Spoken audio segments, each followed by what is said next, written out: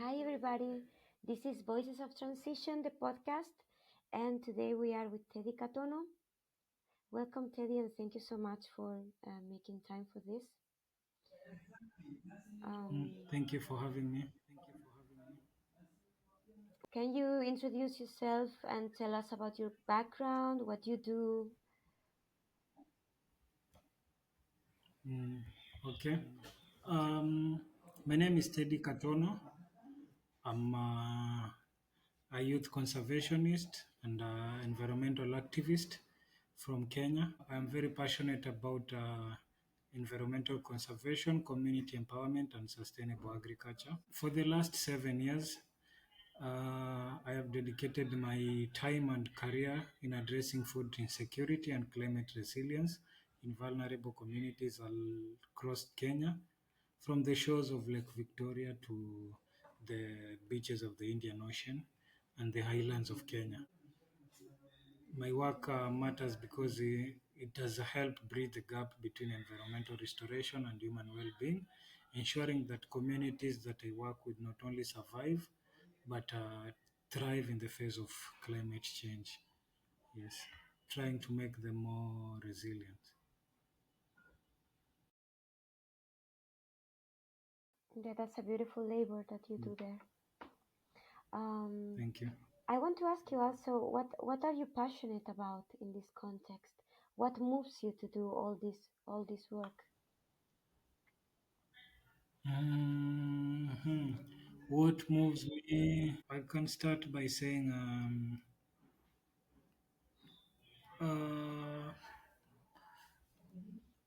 I grew up in the islands of Kenya, very green, a lot of birds. It was very beautiful when I was growing up, going to school. We used to walk barefoot to school a lot, and there was a lot of biodiversity, a lot of animals. But over the past years, things have really changed. There has been mass environmental degradation.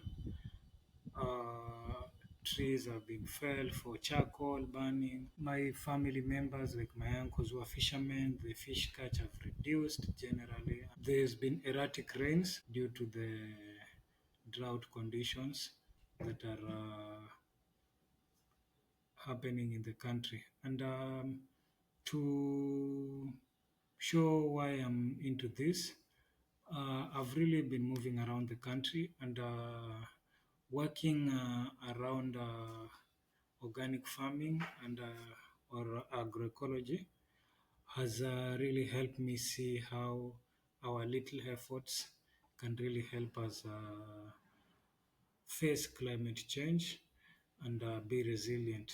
Example is by growing drought tolerant crops and using simple techniques that are cost effective to farmers and locals can easily adapt. So the issues with food insecurity and seeing children going hungry, and neighbors not able to farm, not getting enough produce, this has really made me feel like I need to spare most of my time and work towards addressing these challenges, which we can solve them with the small efforts we put, and together we can really achieve much. Yes. Okay, thank you, Teddy. Um, ma- Thank I wanted to ask you also, what is your connection with the transition movement or with any other practices that are similar to what this movement represents? you. As a member of Waging Peace, we really try to wage peace internally, and when we are peaceful internally, it will spread to those who are nearby us. Yeah, it's like a ripple effect. It's something that is contagious. Peace is contagious. When it is inside you, it will move to the rest of the people around you. I'm also a member of Youth by Youth, YXY. It's a movement of young people advocating for a lot of things, among them environmental conservation, environmental education, and climate change mitigation. that is Youth by Youth. Um, as part of Youth by Youth, we usually have different meetings targeting diverse targeting diverse topics, and through this we get to meet and share ideas virtually with other youths all over the world who are engaged in conservation efforts. Recently, I was also selected to be part of the Mercedes-Benz Foundation Be Visioneers Fellowship, where I'll be mentoring the fellows around. So my mentee is working around conservation projects and sustainable projects, so I'll be mentoring them around that. Yes. So all these help me really transition well with fellow community people, my community, and global community at large, using through social networking, through social media. Yeah.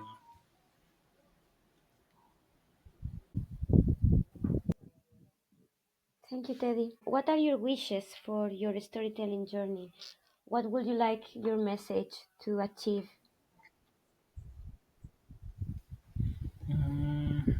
I'd like to build my knowledge. Yes, I'm a communication graduate. I studied mass communication and journalism, but we learn each day.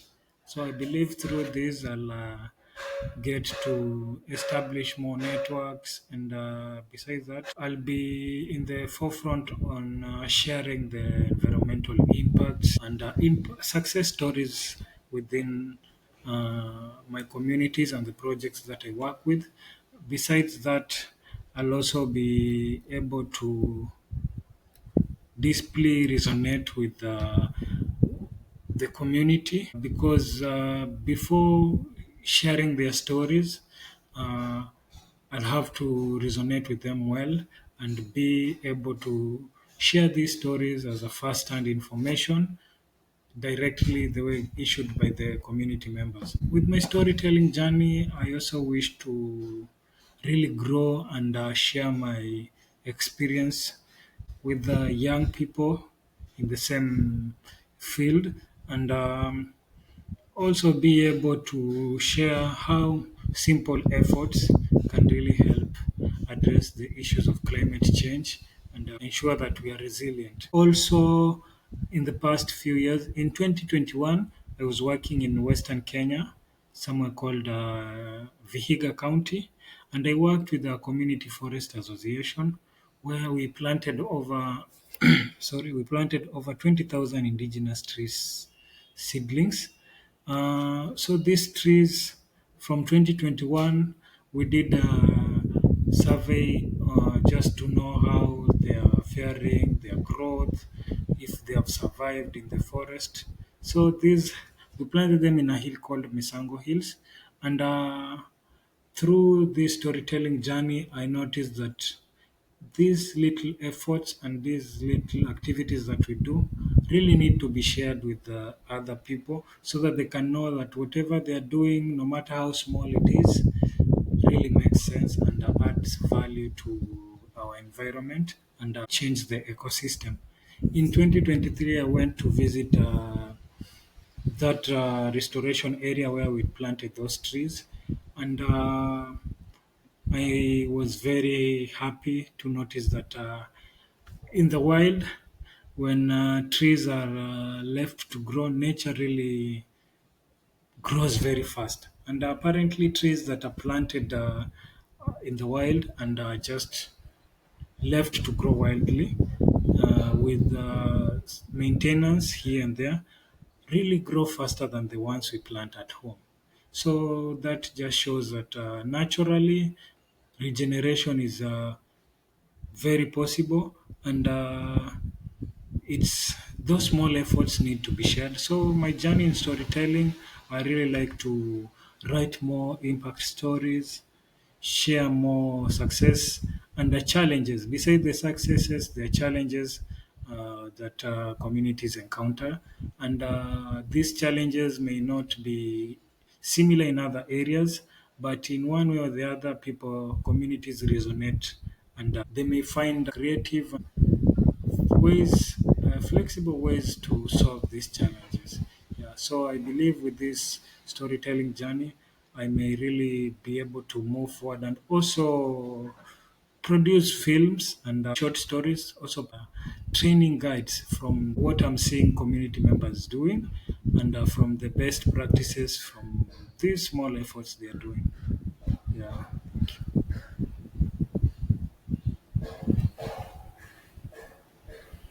Thank you, Teddy. And my last question would be, what Yes. message? What is the core message? If you could make it like kind of simple and direct, what is essentially the message that you want to send to the world? Uh, For the youth, we are the game changers, we are the future generation. And I'd just like to insist that we are not the future, we are the now. If we keep on waiting for tomorrow, the challenges that are here today, by tomorrow they'll have tripled or even doubled. So the small efforts we put into our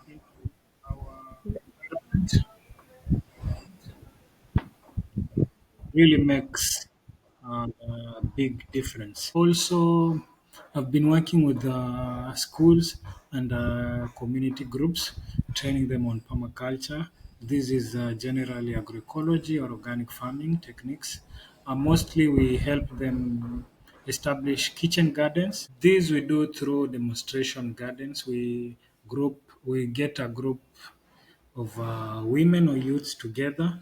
They choose one demonstration point where we train them on organic farming techniques, simple kitchen gardening techniques through climate smart gardening, and establishment of food forests in schools. In the kitchen garden, we also plant fruit trees besides the drought tolerant vegetables. So I've noticed that within a year, we managed to train 100 people. This is through Oceans Alive organization that I work with. It's at the Kenyan coast in Kilifi County. So we trained 100 people on climate smart kitchen gardening. But when we went back to the community, we noticed that these small systems, such as sack gardening, container gardening, had spread from 100 households to more than 500 households. So, no matter, I still insist, no matter the small effort, they can easily be replicated and adapted all over. So, it's our time and our chance to do something good for our universe by conserving our environment. Yes, and creating awareness with our fellow youths, yes, and community members. Thank you. Thank you, Teddy.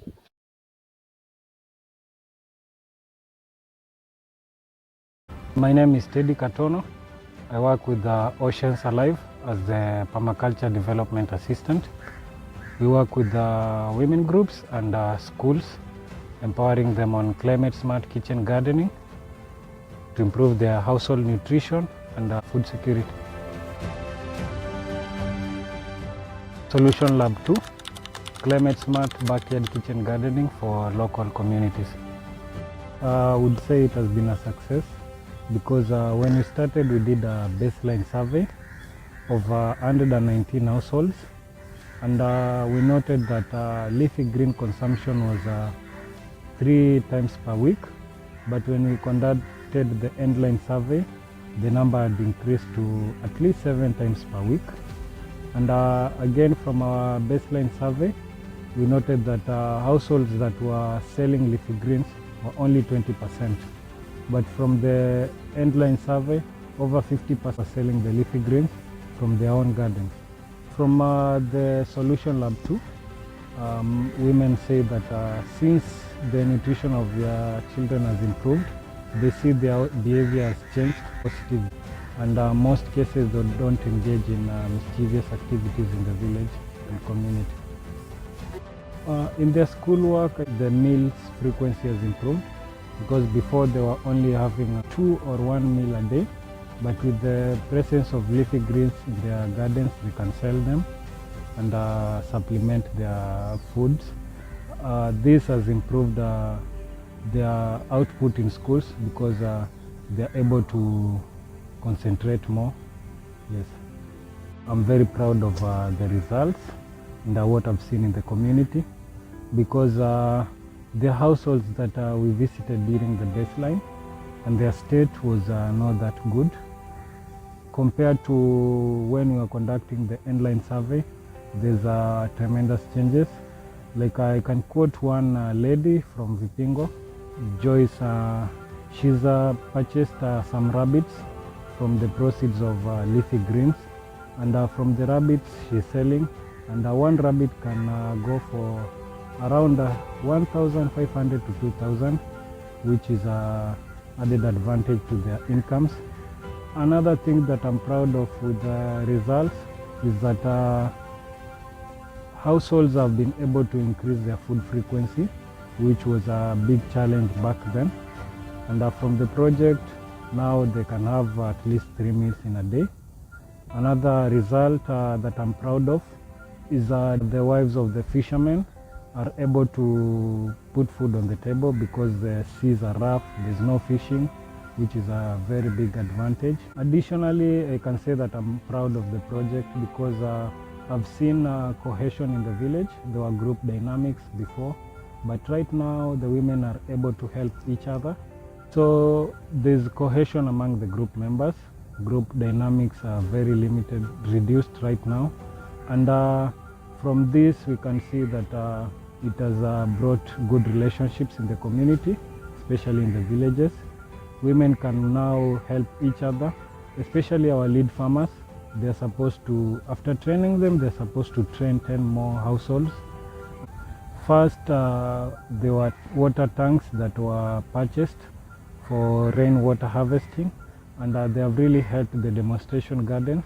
Besides the demonstration gardens, these tanks were being used by households that were around, and it has really helped them with the water availability. We also managed to take them to the Mombasa Agricultural Show, where the beneficiaries interacted with the other farmers from different places in the country, and I can say that was very impactful. We hope to work together in the future to upscale our solutions to all the coastal counties and probably to the whole Kenya.